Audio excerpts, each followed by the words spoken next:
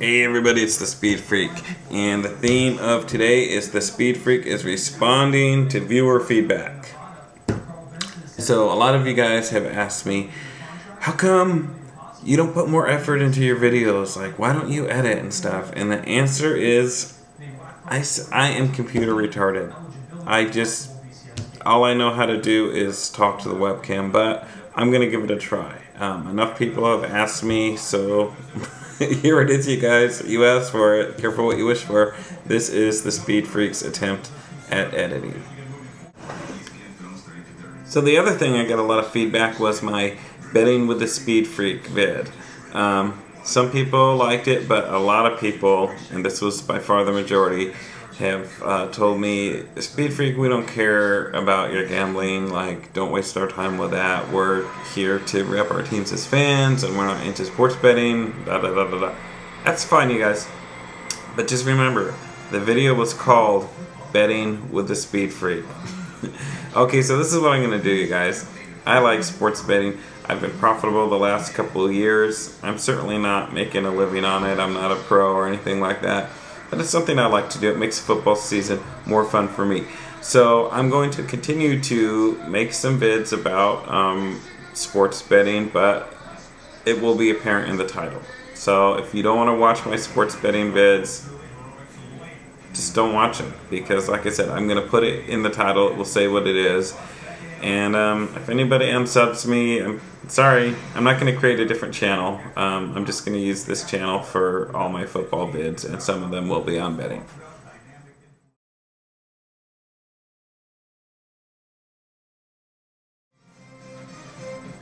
Okay, so there's a couple guys that you are going to want to sub to if you are a fan of any NFC North team. The first one's a Vikings fan, and the second one is a Packers fan.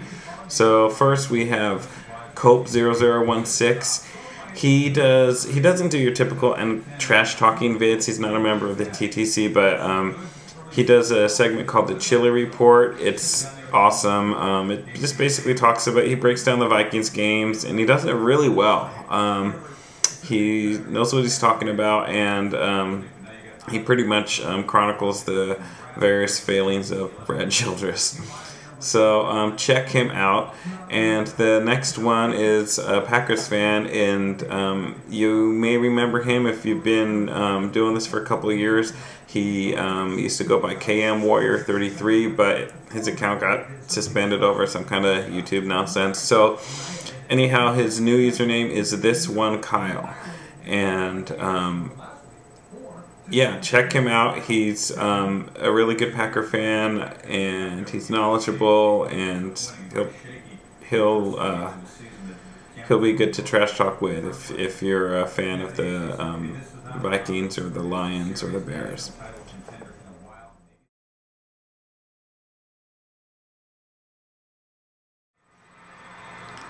I've been hearing from a couple Bears fans who are really doing a lot of chest thumping over that win against Detroit.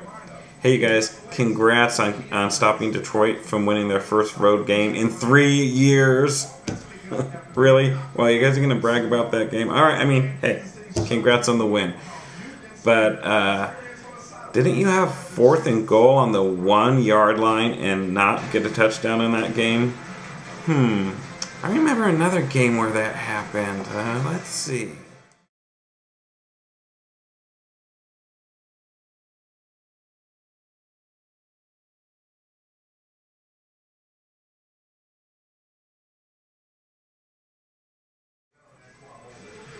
So yeah, just slow down a little, guys. When the Detroit Lions can stop you from 1st and goal at the 1 when you need the touchdown to win, I wouldn't be bragging too much.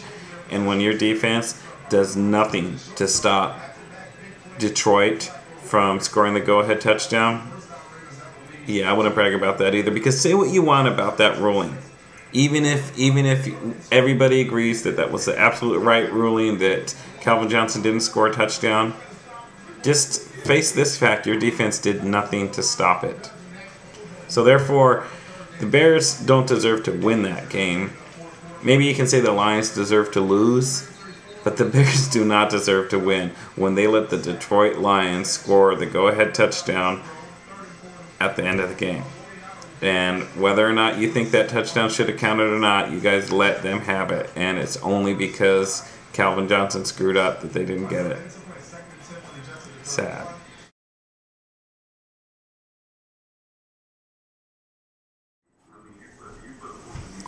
So I don't have a whole lot to say on the Week 2 game, Miami at home. The Vikings should get this win.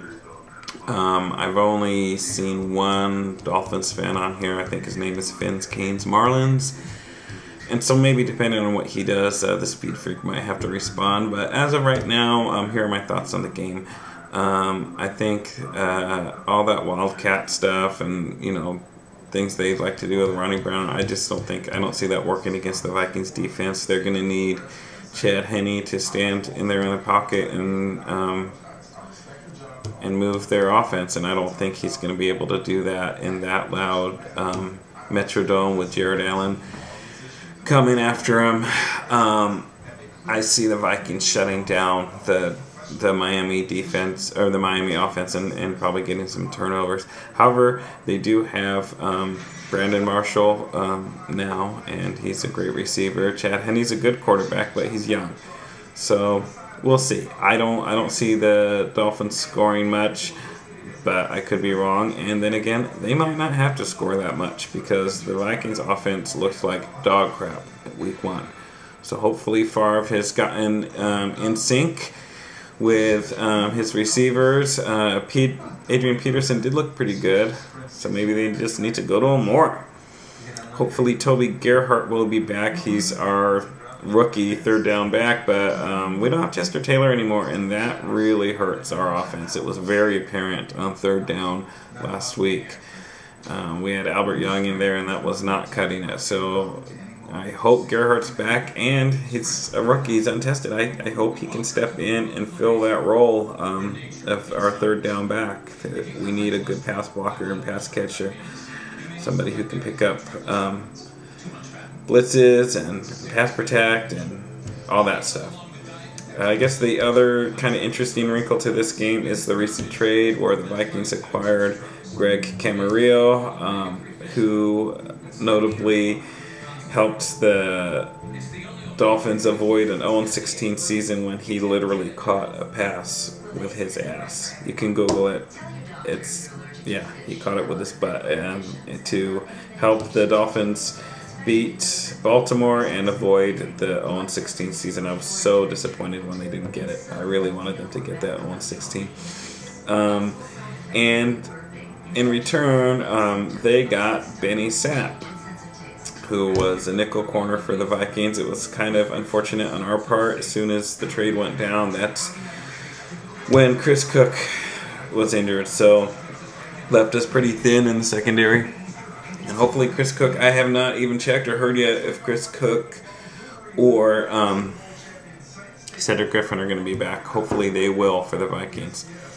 So, yeah, I see the Vikings shutting down the Miami offense. But the question is, can our offense get back on track? And hopefully they can, and we'll get this win and head into Week 3 1-1. I know that's not a really great trash talking vid. Like I said, I don't think there's a lot of Dolphins fans out there, but based on what Finn's Canes Marlins does, I may have to come back and come a little stronger. Alright, you guys, that's it. So this is my first attempt at editing. Let me know what you think.